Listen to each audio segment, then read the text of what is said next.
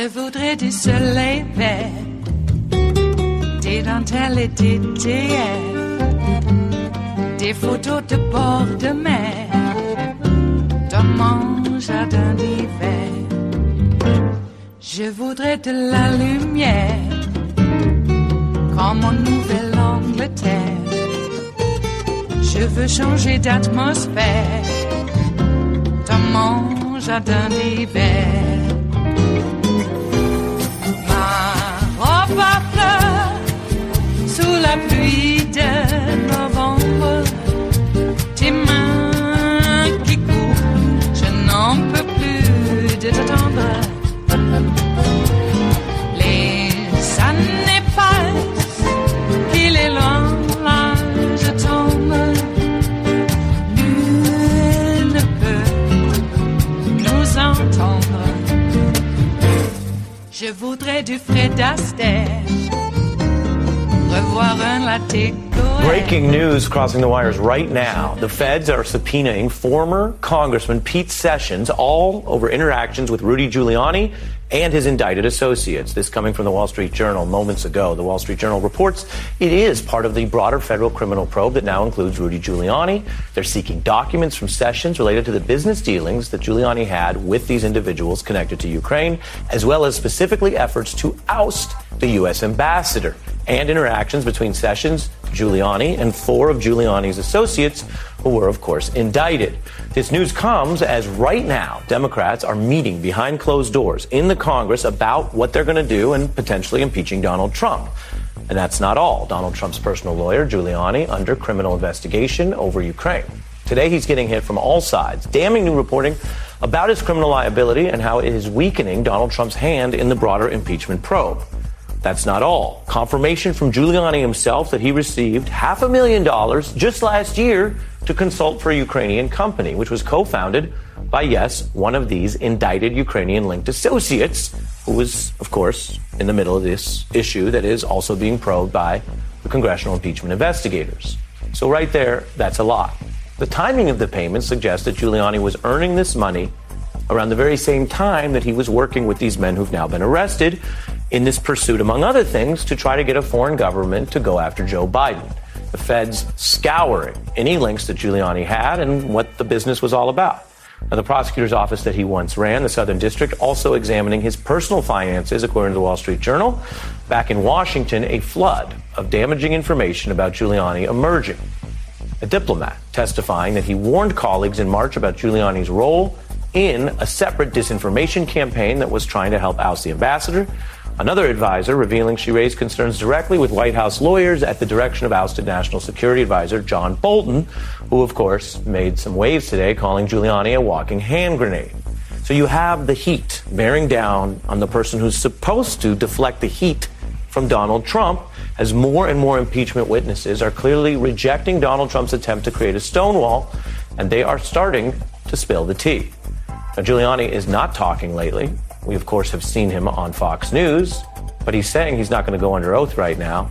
Take a listen to him talking to ABC, talking about a congressional subpoena. I should mention also there's an official working on the impeachment inquiry that tells NBC News that Giuliani will ultimately have to be forced to consider whether what he does in stonewalling will become evidence of obstruction against, yes, Donald Trump, the man he's trying to defend. So what happens now? Where does the investigation go? And who might turn on who? We have some very special guests on the Giuliani of it all and how it connects to impeachment and the cabinet. A former SDNY prosecutor and a cabinet official. New subpoenas in the Giuliani probe, new heat on Giuliani, and as promised, we're back with a former SDNY prosecutor, Miriam Baer, and Robert Reich, a former labor secretary in the Clinton administration and the author of The Common Good. Nice to see you both. Good to see you. Robert Reich, what do you see in the foreign policy of this? How unusual is it and how potentially criminal is it to have someone basically trying to pass themselves off as their own Secretary of State? Well, Ari, the issue here is that presidents have secretaries of state who go through a process to get not only nominated and confirmed to the Senate, but also take an oath of office to the people of the United States, not to the president, but to the people of the United States. This Secretary of State role is extremely important. And Donald Trump has essentially appointed Rudy Giuliani as his own shadow Secretary of State. Giuliani has been going all around the world, making all kinds of deals. We are beginning to find out what kind of deals they are. We know that in Ukraine, Giuliani has been involved in trying to dig up dirt on Joe Biden. This is not necessarily something new. I mean, we know that Donald Trump has directly done it. I'm not asking you if it's new. I'm saying, given your work inside a cabinet, is this normal? Is it abnormal? It's completely abnormal. No, it's completely abnormal, and it may be criminal. Miriam? So the world for Mr. Giuliani has changed remarkably in even just a week. It's one thing to say, well, you were acting as a shadow Secretary of State, which I assume there would be various people within the Trump administration would say, no, he really wasn't. That's one set of facts. But what we're starting to hear now is that the Southern District of New York is investigating a whole bunch of other contacts that he had with a bunch of people in the Ukraine. And those behaviors are not going to be easily talked away or spun away. Because there's financial evidence? Exactly. I mean, and not only that, the evidence is held by third parties. You can stonewall all you want if you're Mr. Giuliani. But as you can see from what you were talking about earlier, you can get the documents from somewhere else. Yeah, you make such an interesting point because so many political battles are debates over who says what. And you're saying the evidence is more powerful than anyone's self-interested defense or stonewalling. This story we just crossed the wire from the Journal says, quote, Giuliani is the, quote, primary focus of the new subpoena against this former congressman. Giuliani has, quote, denied wrongdoing and said he has no indication that he's being investigated. It doesn't seem to matter whether he knows. It appears that other people know, confirmed by multiple folks. What does it tell you, the office that you used to work, SDNY, is subpoenaing former Congressman Sessions to get at Giuliani? I think they're acting slowly and deliberately, which is exactly the way you would expect them to act, right? Which is to say, okay, we're going to look at the whole universe of potential crimes. We're not looking at any one particular narrative. And the minute we find something of interest, we're going to follow that path. We're going to follow multiple paths. There's no reason to believe that Mr. Sessions is the only person who has received a subpoena. We just heard about that right now. Mm-hmm. We would expect, I would expect the Southern District of New York to have served, basically grand jury to have served bank subpoenas on multiple banks. You wouldn't expect them to stop with just one bank. And from there, it's sort of like a web, right? And it sort of expands. And one thing to keep in mind, and this is different from the impeachment inquiry. Impeachment, there is a benefit to the House that we get this drip, drip, drip, nice drip of information that we hear about and that it moves quickly. A criminal investigation is different, right? Particularly when it's before the grand jury. It's secret right now. Obviously, things come out, but for the most part, it's secret. And that's really beneficial to the government because it's that secrecy that protects your evidence. That protects against despoliation of evidence and at least protects potentially against obstruction because if nobody knows where the government's going, right, where those subpoenas are going, it's harder to destroy evidence. So how do you explain, and this is something that a lot of people have been exploring, you worked at SDNY. Mm-hmm. Tough prosecutors? Definitely. Usually win their cases? Yes. Statistically, they do, yeah. Right. How do you explain Giuliani putting himself in a position where the office that he knows so well, and he knows how tough they are, and he knows how much they succeed, is under that glare? I mean, how does he get out from under this, and how did he make that mistake? So there's this remarkable amount of psychology out there that asks, why do people in high places do really dumb things? And there's a lot of work out there that suggests it's not something that comes all at once, right? It's something you make a little bit of, it's called ethical fading, right? You tell yourself, maybe 10 years ago, 20 years ago, I'm just making a little move here. Mm. I'm just doing something that's a little unethical, a little wrongful. And then you convince yourself after you've moved the line that you can make another move that's a little unethical, a little more wrongful. And do you think he's on the wrong side of the line now? I think we're likely to find out. I'd like to wait and see everything that comes out. Certainly what I've seen horrifies me. But I think we're going to see a lot more. Yeah. Let me bring Robert Reich back in.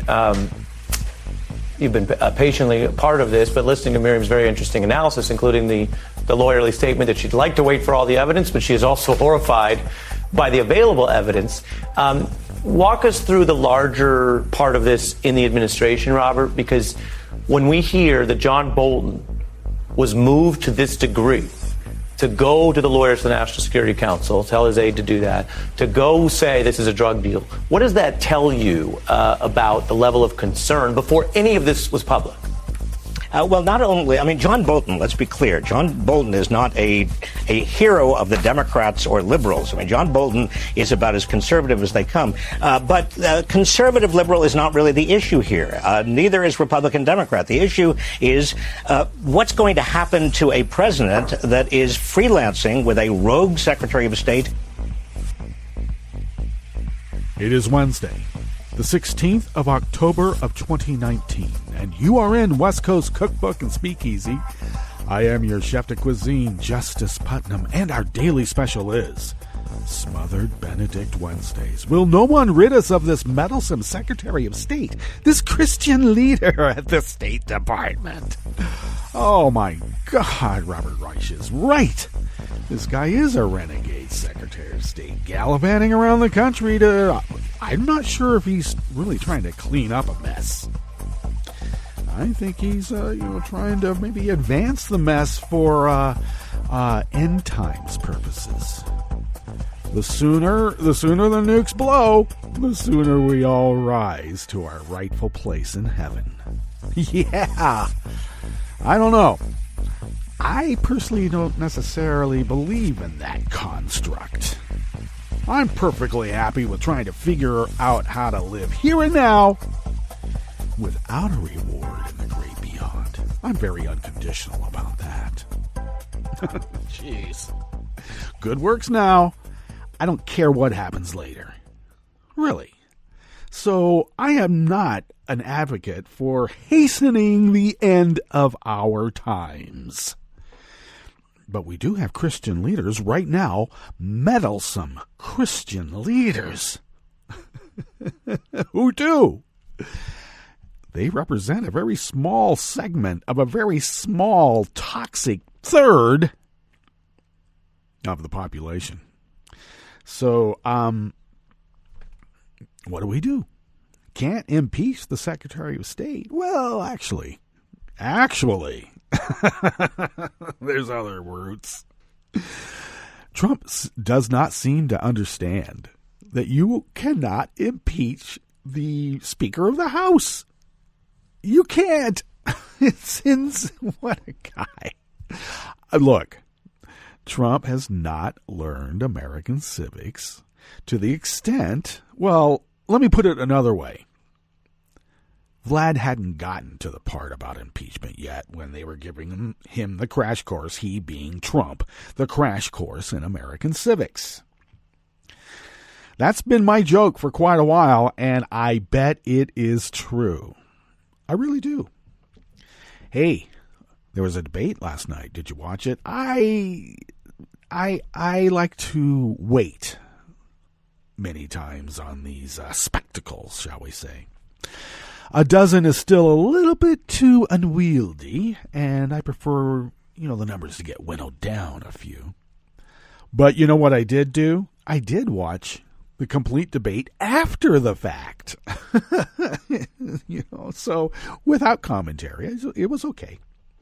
But one thing struck me about Tulsi Gabbard. Is she really a Democrat?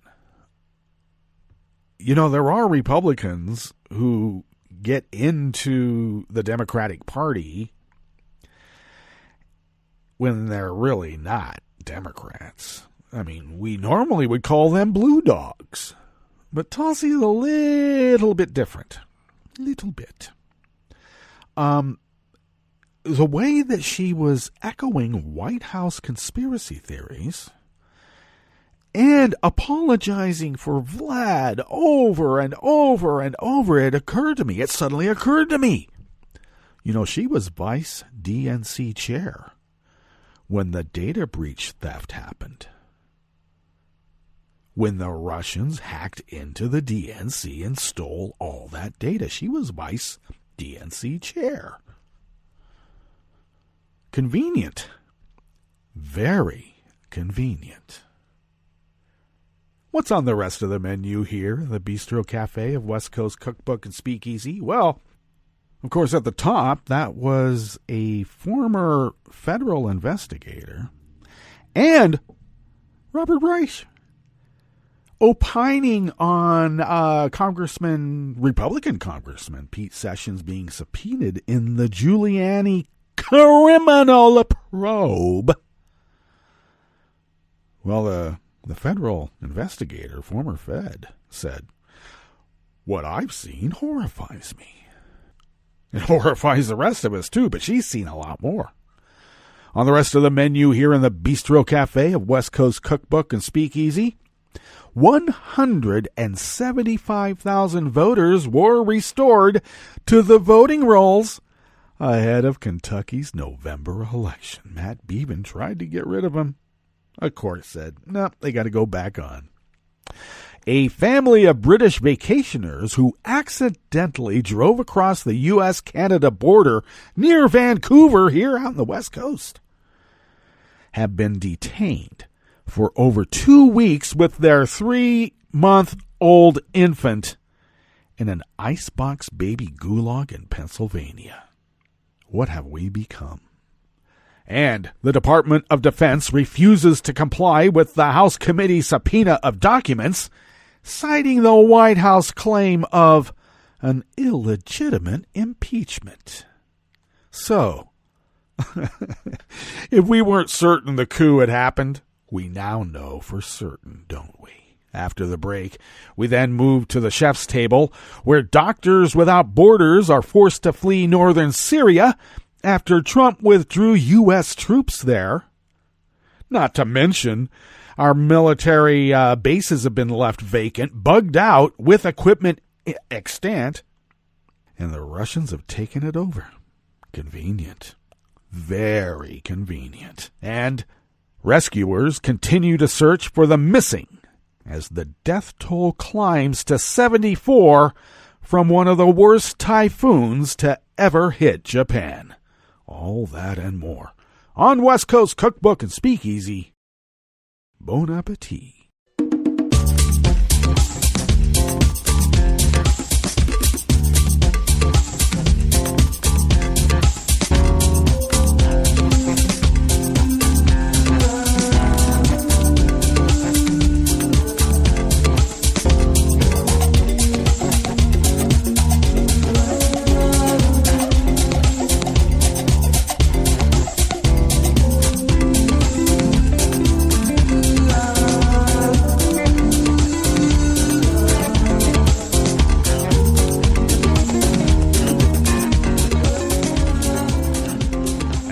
Bottom of our homepage at netrootsradio.com. To the rightish of the page is our chat room link right there by the social media scroll.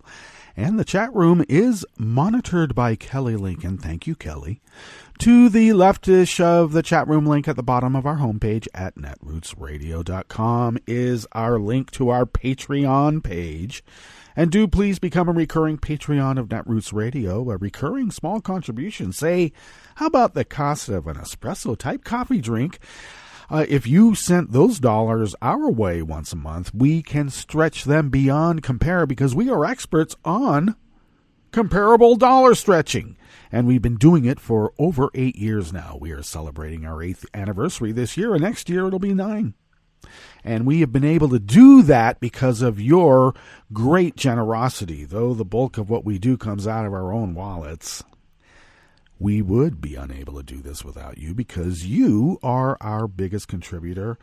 And thank you for your generosity. We will continue resisting as the founders originally intended all those many decades, a millennia ago almost. Not a millennia, an age. Also, machinery here is wearing out, and we've been collecting funds for that. And so we'll give you some news on and updates on how that is occurring.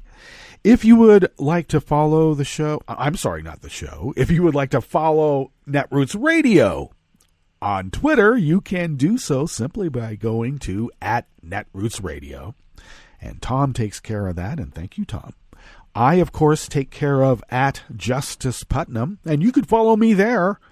And I also post the show notes and links diary on Daily Codes about 10 minutes before showtime. And you can also follow the show on Twitter at Cookbook West. And, of course, pick up podcasts by way of Spreaker, Stitcher, TuneIn, iHeart, YouTube, iTunes, and wherever fine podcasts can be found, mixed in with all the rest of us. We're all there, billions of us. Okay, a little bit of personal news before we get started here. My father will be turning 91 in February, and my dad is somewhat of a renowned historian, published many books in his field, well respected, and it is a bit concerning. I mean, you know it's going to happen, but he's starting to decline, and it reminds me very much of my great-grandma, my Grandma Jackson. And his middle name is Jackson. Or no, I'm sorry, his first name is Jackson. And my Grandma Jackson, that was her last name. How'd that happen? Regardless, she was spry, lived to be about, I believe, 95. 95. But she was driving up to 95, and in the last week of her life, she just had a quick decline. Of course, I've always thought that's the way it should be. Rather, there was a famous hippie doctor back in the day. He's still around, by the way, Andrew Weil, who is a proponent of everything natural. I mean, if you're going to take a medicine, it should be from the actual plant, not something synthesized in the chemistry lab. We could debate about that, but regardless, one of the things that always struck me was his idea of living. Rather, it's better to have like a long, healthy life and a very quick decline rather than this suffering for years, a couple of decades at the end of your life, and your death just drags out, and it's painful, and it sucks. So I always thought a good life would be like my Grandma Jackson, all there, but in the last week, it was remarkable in how quick and devastatingly complete the process is. And I'm not talking about the last breath. So my father, who I've always considered, and others as well, to be the penultimate intellectual, though very blue-collar about his approach to life, he was not highfalutin by any means. To see, the inevitable forgetfulness is striking. But when it's codified by professionals, that's when it really strikes home. So Dad had one of those dementia tests, and he didn't do so well. Now, when you speak with him, he's all jovial and, he's a little forgetful. You have to sort of prod him a little bit and remind him, and then he's able to put it together. But one is always sort of in denial. I'm finding myself making excuses rather than accepting the obvious, which is what I've always wanted all of us to do. Don't avoid the obvious. Don't make excuses for it. So it's hard. So, it's this weird dynamic, a bookend. Losing my adult son just at the beginning of the year. And now as this year is winding down, I hope my dad makes it to February. All right, enough of that. We better get into our curated show here. I'm not crying. I'm not. But thank you for being there for me. I appreciate that. People have reached out, and it's a very noticeable thing in my heart, and I greatly appreciate it deeply. All right. This first offering here in the Bistro Cafe of West Coast Cookbook and Speakeasy, Smothered Benedict Wednesdays, is out of Share Blue Media by Dan Desai Martin. The Democratic Party won a lawsuit on Monday to restore 175,000 voters from an inactive list back to the regular rolls. We're very pleased with Judge Wingate's quick ruling to restore all voters back to a single master voting list, and believe this decision was necessary to protect Kentucky voters and ensure the integrity of the 2019 election, the Democratic Party's chair, Ben Self, said in a statement. The lawsuit stemmed from a decision by the State Board of Elections to place thousands and thousands of voters on an inactive list between June and July, just months before the state's pivotal November 5 election. Gee, as if they've never done that before. The Board of Elections argued it was compelled to move the voters to an inactive list based on a 2017 federal consent decree to clean up the state's voter rolls following a lawsuit by a far-right conservative organization because they don't want people voting. I love the ideas. Oh, you didn't vote in the last election or you missed a primary vote. You're out.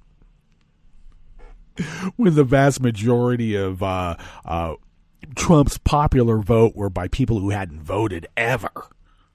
And I'm talking about, people in their 60s, 50s and 60s. Never voted, ever. But they never seem to get thrown off the voter rolls. But you know who does? You know exactly who I'm talking about. The Kentucky Democratic Party argued the state was prematurely adding names to an inactive list, which should not happen until 2022. Thus making it more difficult for citizens to vote in this November's election. They can't win by playing by the rules. They never have been able to. That's why they have committed treason. Yes, it's not hyperbole now. Even Lyndon Johnson said it was treason when Nixon went and gummed up the Paris peace talks to assure his victory. Voters on an inactive list would have been able to vote in the 2019 election, but extra steps at the voting location would be required to do so, and Democrats argued this was an unnecessary hurdle. On Monday, a circuit court judge in Franklin County agreed and ordered all the voters placed on the inactive list to be put back on the master voting list.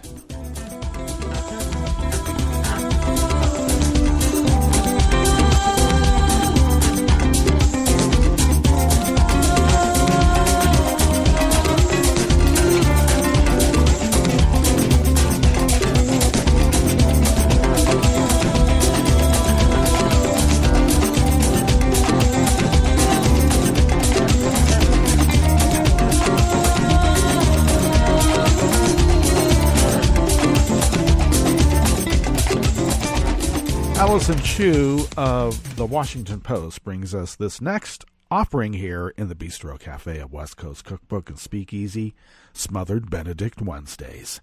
The Connors family didn't plan to be on the unmarked road.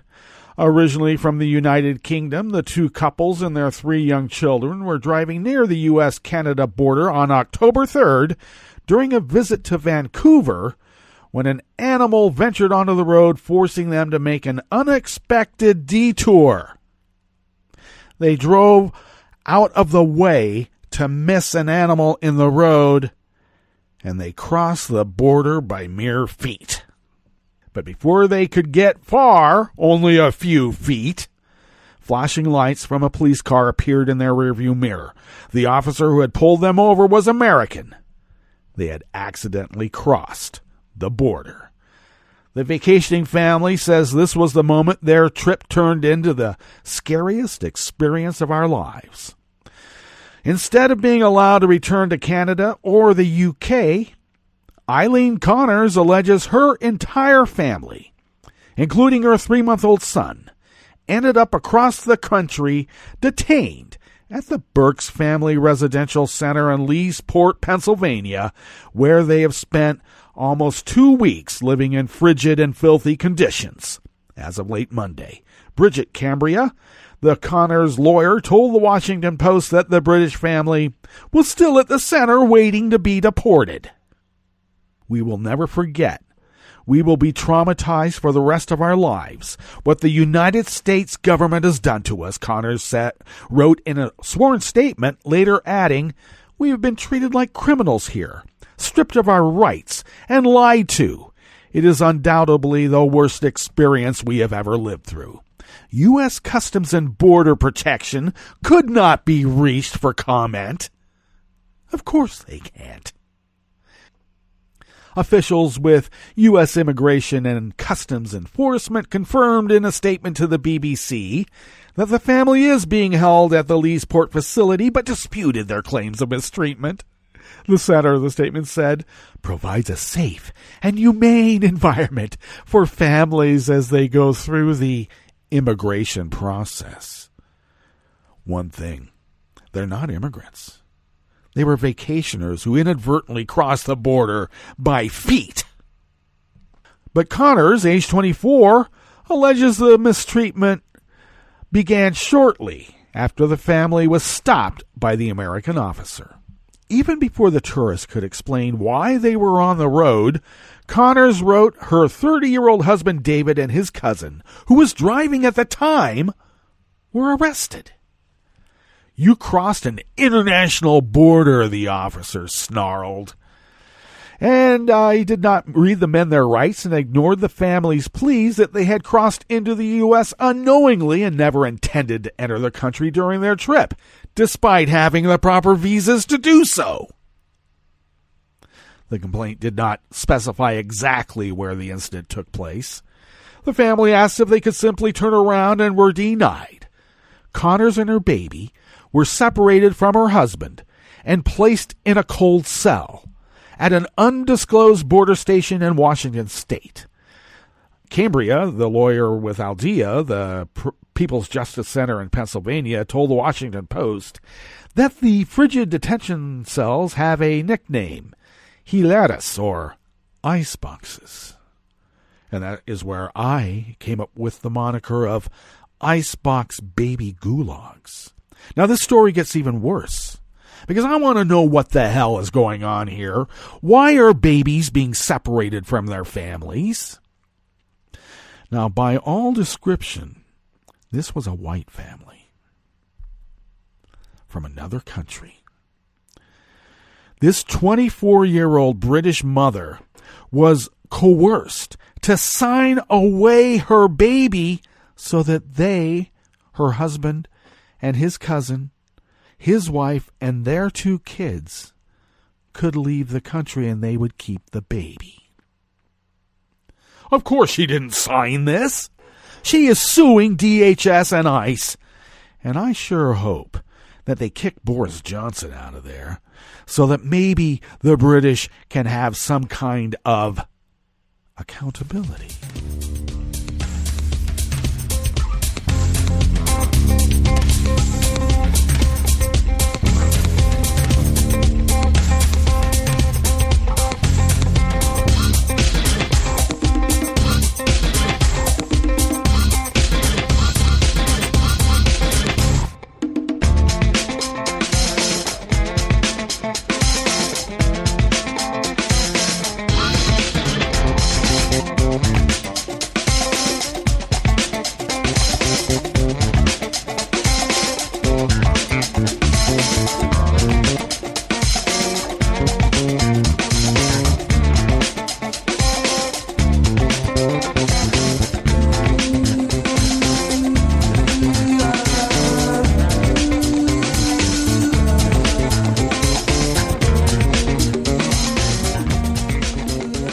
Before we get into this final offering here in the Bistro Cafe of West Coast Cookbook and Speakeasy, I want to bookend another story of a British family with the one that we just reported on.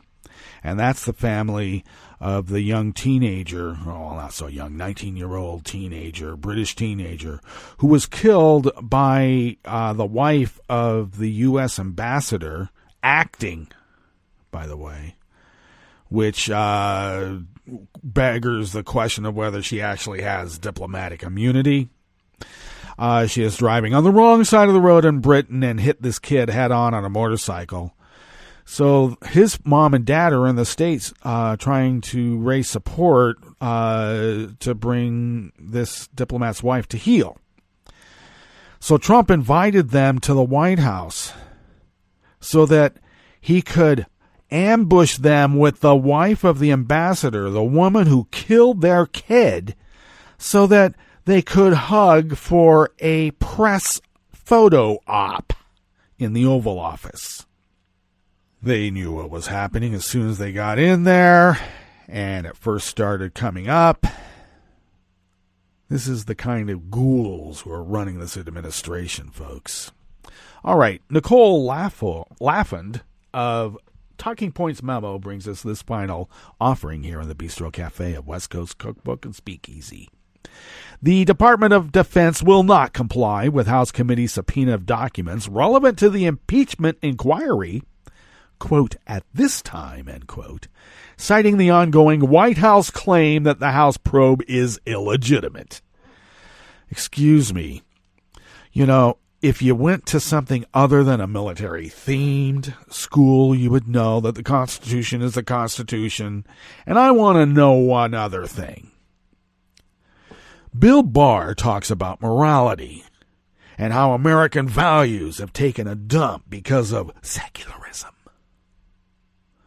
Well, let's take a look at Barr's morality here. Apparently, selling out America to Vlad is an illegitimate impeachment, but a blowjob between consenting adults is legitimate. That's the morality Barr is propounding. In a letter from Assistant Secretary of Defense for Legislative Affairs, Robert Hood, the Defense Department took issue with the House authority to launch an impeachment probe without a full House vote. And that line of attack is what the White House and top Republicans have been peddling for 2 weeks. It also argued that documents requested in the subpoena were protected by executive privilege and would require careful review before they be handed over. Well, I'm sorry. But the House also said any delay, any refusal is an obstruction. Well, they're taking issue with that, too. The House's authority for oversight, the Pentagon, the military, is siding with the executive to tell the rest of the government to go pound sand. Well, there are some civilians in the military that can be arrested right now. And we need to do some, something a little bit more like tough love. All right, let's get to our break. And when we get back from that break, we are going to go through weather from around the world and finish up with the stories that we have curated for you today. You are listening to West Coast Cookbook and Speakeasy, and we will be right back. You are listening to netrootsradio.com. Please hang up and try again.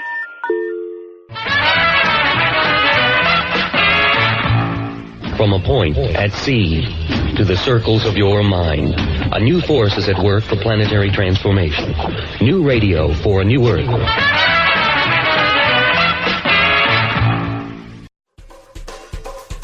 This is Scientific American's 60-Second Science. I'm Christopher Intagliata.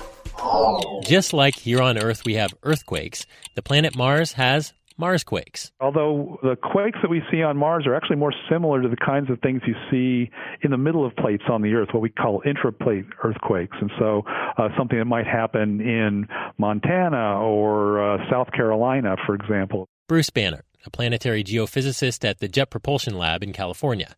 He explains that as the hot center of the planet cools, it's slowly shrinking. So the frozen outer layers, basically, after a while, they're too big for the rest of the globe, and they have to kind of crinkle to kind of stay, contiguous on a shrinking ball. And that crinkling causes quakes. NASA's InSight mission, which landed on the red planet about a year ago, placed a seismometer on the planet's surface to listen for quakes, and it's captured signals from more than 100, some large enough that you'd feel them if you were standing nearby, like this magnitude 3.7 recorded back in May. Just a note that it's been sped up to be audible, and you really need headphones to hear the ferocious rumbling. We use these signals from the Mars quakes actually to probe the deep interior of Mars. They act almost like X-rays. They pass through the planet. They bounce off boundaries like between the crust and the mantle, the way an X-ray bounces off a bone. And we can actually, over time, put together kind of a 3D image of the inside of a planet using seismology. To accurately read those seismic sounds, though, the researchers have to filter out background noise, such as these dinks and donks, as they call them.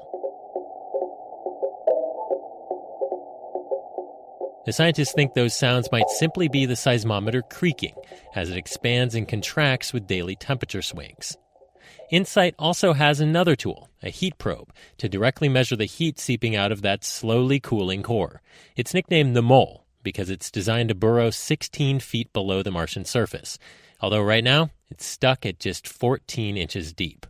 If the geophysicists can get the mole to burrow better, it'll give scientists one more tool to understand the red planet's deep history, maybe even including how Mars and the Earth formed 4.5 billion years ago, in what must have been a truly Richter-breaking shakeup.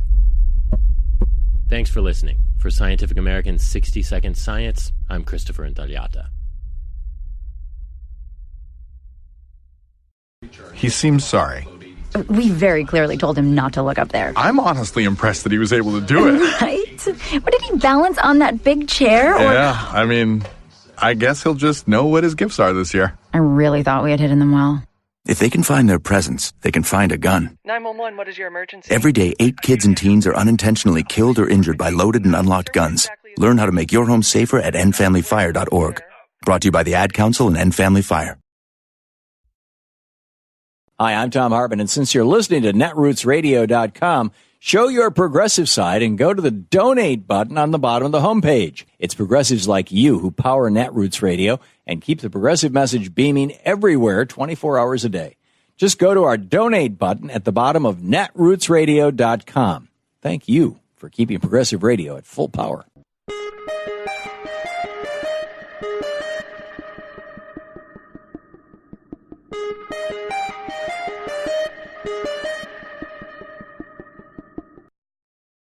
Here are the words in the Constitution that govern impeachment.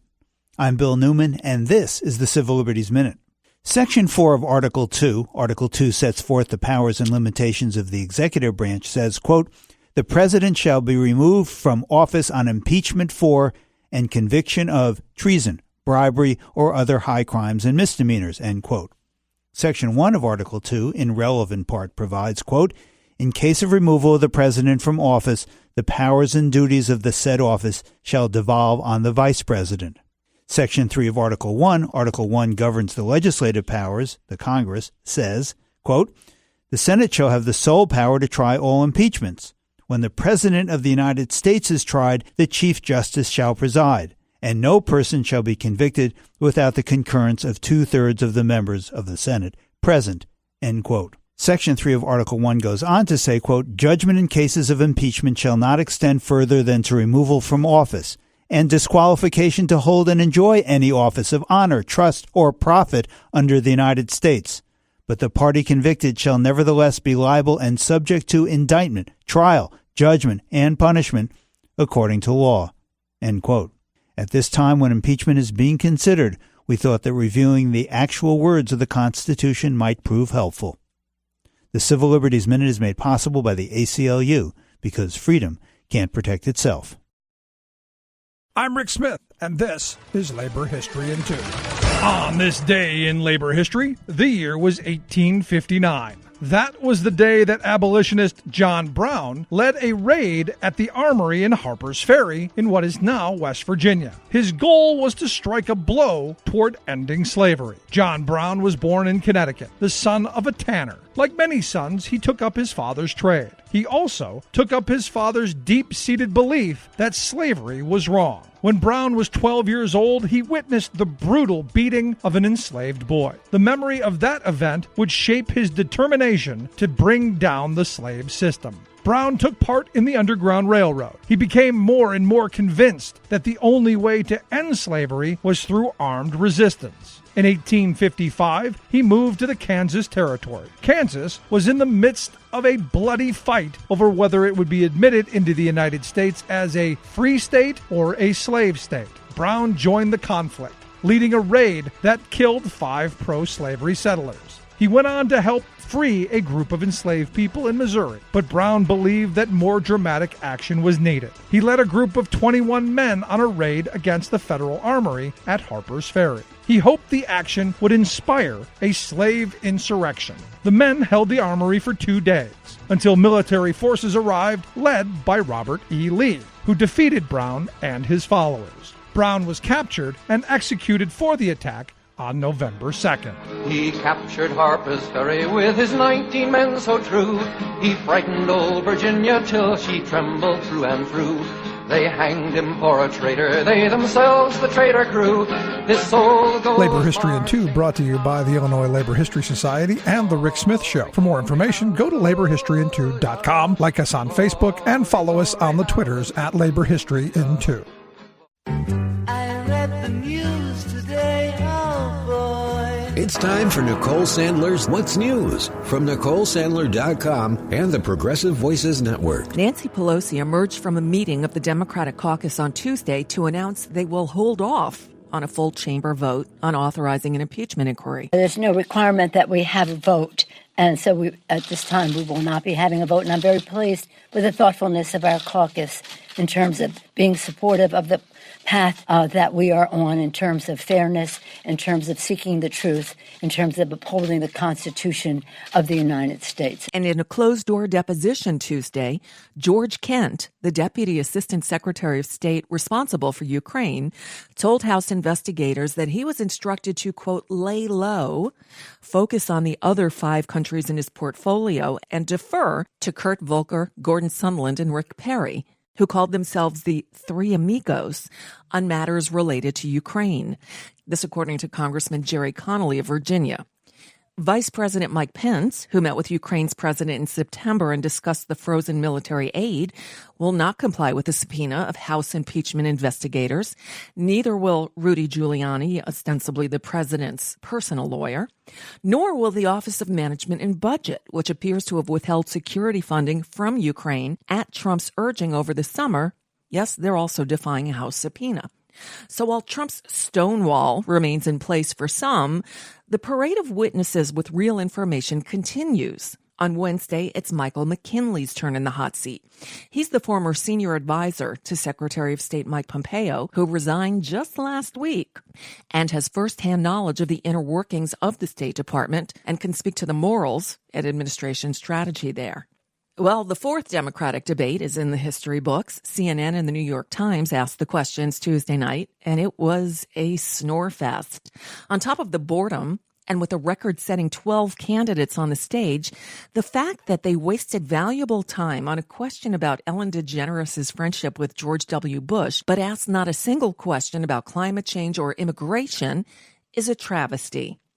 The framing of the questions was also problematic. Once again, I call for the League of Women Voters to take back control of the debates. But the Reader's Digest version is that Bernie won.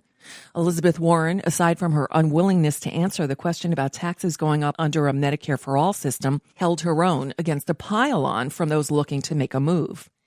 At the end, Bernie teased a special guest joining him at his big Welcome Back rally in Queens happening this Saturday. The location gave it away from me, and yes, the campaign later confirmed that Alexandria Ocasio-Cortez will be there to officially endorse him. We'll have a comprehensive look at the debate on Wednesday's Nicole Sandler Show, heard on Progressive Voices at 5 Eastern, 2 Pacific, or after that, the podcast is available at NicoleSandler.com. The situation in northeastern Syria is cataclysmic, and it's all on Donald Trump, as immediately after a phone call with Turkish President Erdogan, he announced via Twitter on Sunday that he'd be pulling out the 1,000 troops stationed there, backing up our allies, the Kurds, the people who successfully fought back ISIS, thereby clearing the way for Turkey's long-planned incursion to wipe them out. On Tuesday, Vice President Mike Pence and Secretary of State Mike Pompeo flew to Turkey to meet with Erdogan and negotiate a ceasefire. Well, on Wednesday morning, we learned of two developments. Erdogan says he will not meet with this U.S. delegation, saying he'll send his VP along, adding, when Trump comes here, I'll be talking. He also announced, quote, they say declare a ceasefire. We will never declare a ceasefire. They are pressuring us to stop the operation. They are announcing sanctions. Our goal is clear. We are not worried about any sanctions. Lovely. And as for the mini insurrection that was brewing, in which more than a few Republicans criticized Trump's actions regarding Turkey, Syria, and the Kurds, well, never mind. With obvious pressure from Trumpland, Republican lawmakers are dialing back their direct criticism of the president. Instead, they're working with Trump. Yeah, unbelievable. Oh, and here's breaking news. Rudy Giuliani privately urged then-President Donald Trump in 2017 to extradite a Turkish cleric living in exile in the United States, a top priority of Erdogan. This according to multiple former administration officials familiar with the discussions.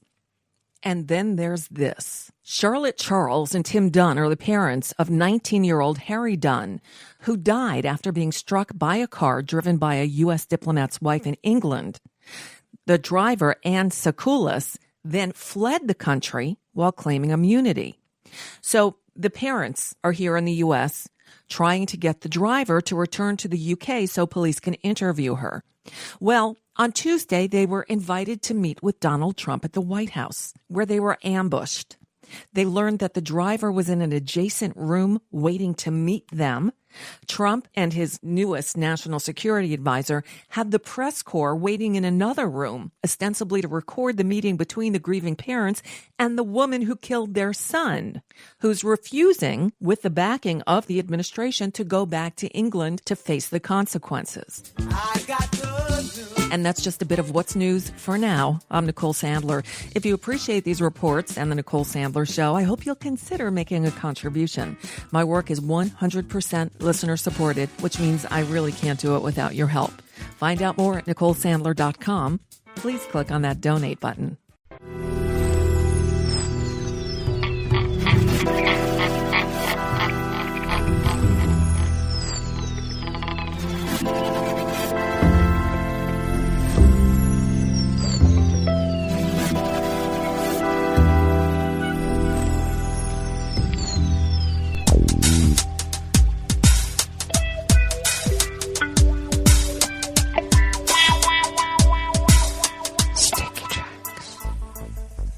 Thank you for accompanying us here to the chef's table of West Coast Cookbook and Speakeasy, Smothered Benedict Wednesdays. We always begin weather from around the world along the banks of the Rogue River, in the Rogue River Valley of Southern Oregon on the west coast of the continental United States of America, where it is currently 48 degrees Fahrenheit. Looks like we are only going to get to a high of about 60 to 62 degrees today.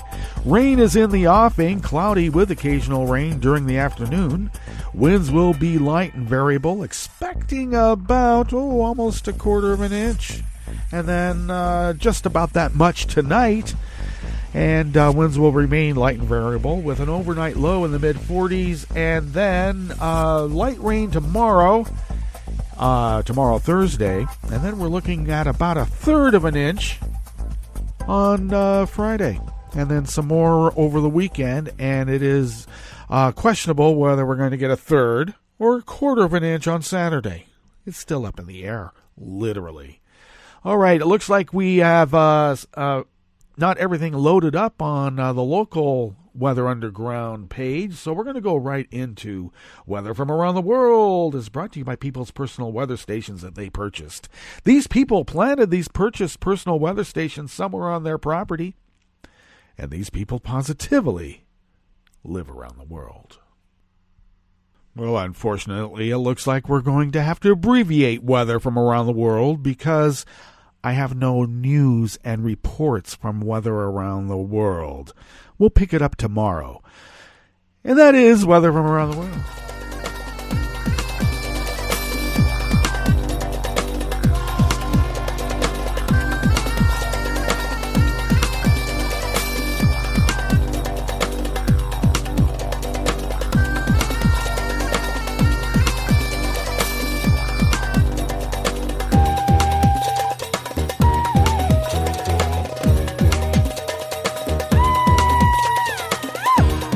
Dan Desai-Martin of Share Blue Media brings us this first amuse-bouche here at the chef's table at West Coast Cookbook and Speakeasy.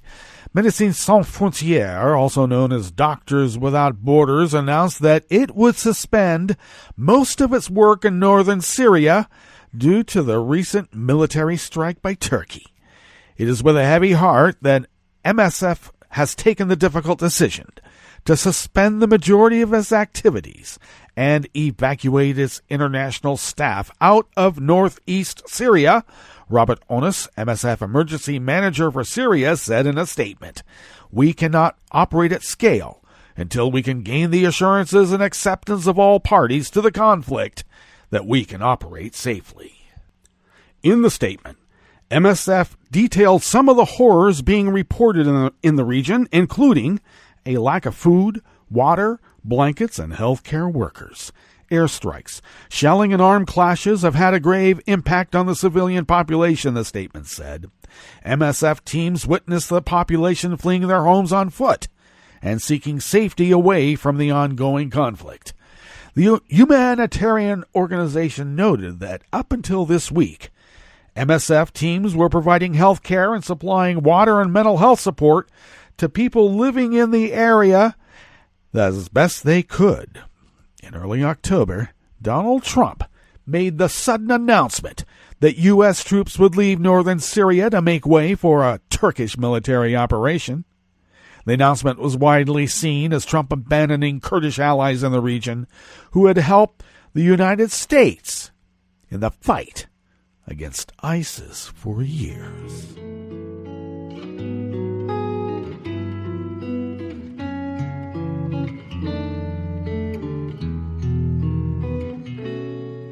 Je te donne ce mon amour pour la vie entière, la promesse de me trouver à tes genoux.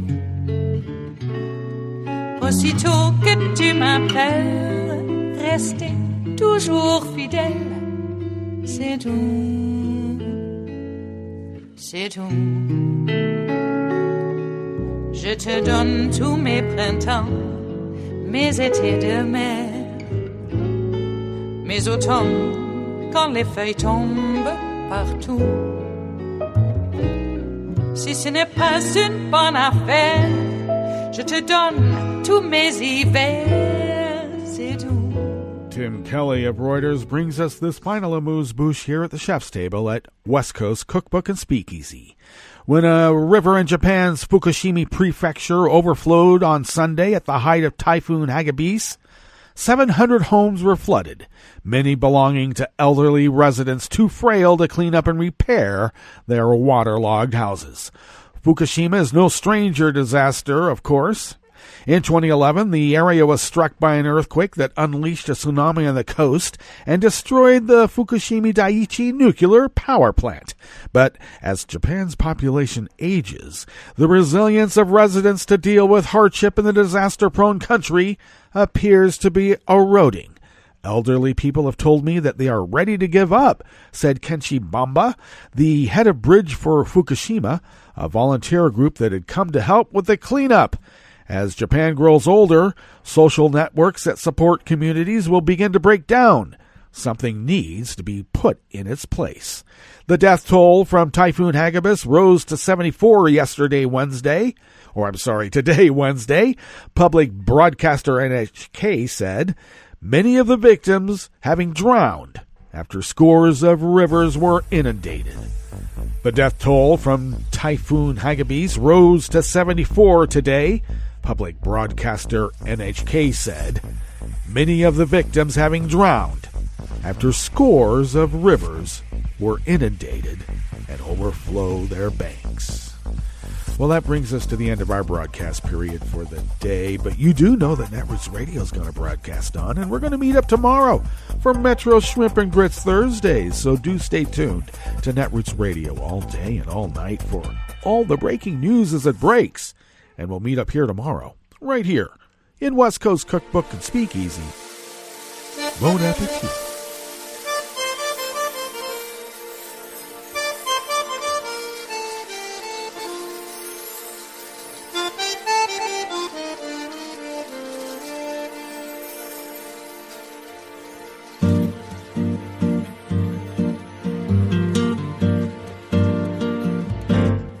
Je voudrais du soleil vert, des dentelles et des théières, des photos de bord de mer, dans mon jardin d'hiver. Je voudrais de la lumière, comme en Nouvelle-Angleterre. Je veux changer d'atmosphère, dans mon jardin d'hiver. Ma fleur sous la pluie de novembre, tes mains qui courent, je n'en peux plus de t'attendre. Les années passent, qu'il est loin, là je tombe. Nul ne peut nous entendre.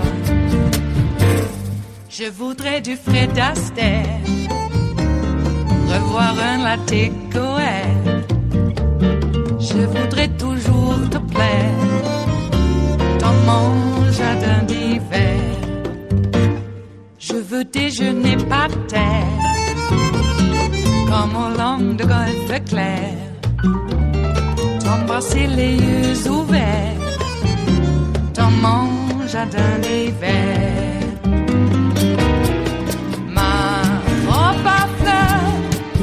Sous la pluie de novembre, tes mains qui courent, je n'en peux plus de t'attendre. Les années passent, il est loin, là je tombe. Nul ne peut nous entendre. Ba-da-da-dum-di-da-dum. Ba-da-da-dum-di-da-dum. Ba-da-da-dum-di-da-dum. Dans mon jardin d'hiver. Ba-da-da-dum-di-da-dum. Ba-da-da-dum-di-da-dum. Ba-da-da-dum-di-da-dum. Dans mon jardin d'hiver. Dans mon jardin d'hiver. Dans mon jardin d'hiver.